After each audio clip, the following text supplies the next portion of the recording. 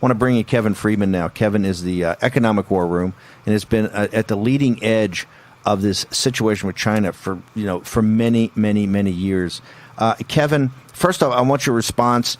Kudlow, and we'll play the clip next segment, Greg, but Kudlow talked today on, because there's some confusion. There's confusion overnight about this EO. It's a little different than it was last night. There's confusion about China. There's supposed to be a press briefing, but it was not on the official schedule. I don't know if it's on the official schedule yet. There's some debate about what's Kudlow reinforced on Squawk that something's going to happen, and it's going to either be sanctions or, he said the president's very angry. He's going to hold guys to account.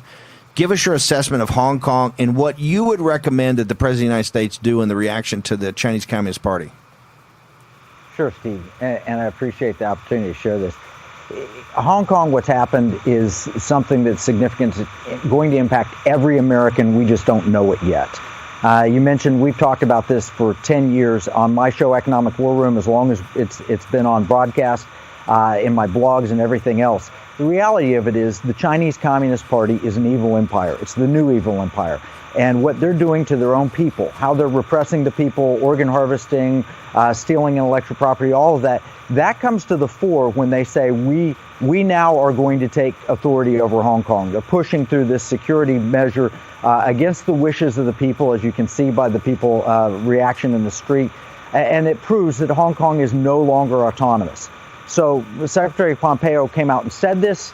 It's an acknowledgement of fact. It's been a fact for a little bit, but now the president has the opportunity to really step in. And one of the measures that we've talked about at the Committee on the Present Danger, China, which is so significant, is we've been funding China to the tune of $3 trillion of our capital going into their stocks, companies, and so forth, many of which are outright frauds. We've funded them to $3 trillion debt and equity.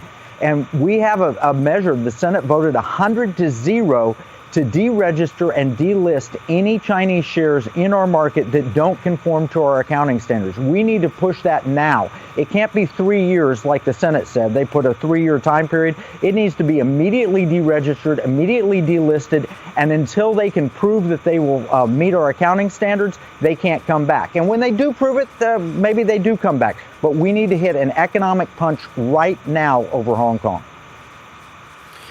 Kevin, we're gonna, if you can hold, and we want you over for the next session. So Kevin Freeman is going to hold. He's going to join us for the next one. He's going to talk about. He's actually got a very detailed battle plan, and that battle plan is going to be yours.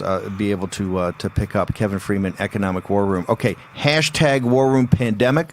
We want you jumping in here. We want your point of view about what the president should do on social media. Want to know if you support Ted Cruz's bringing criminal charges. One of the subtexts here to remember, sanctions, primary and secondary sanctions. These sanctions have some teeth in it, and they allow you to do a lot of things to hold the bad guys accountable, and so to make sure they can't use American technology, access to American markets, access to American capital. That's what this information and economic war is about. Ted Cruz gets it. Okay, short commercial break. We're going to return with the entire posse and Kevin Freeman. War Room Pandemic returns in a moment.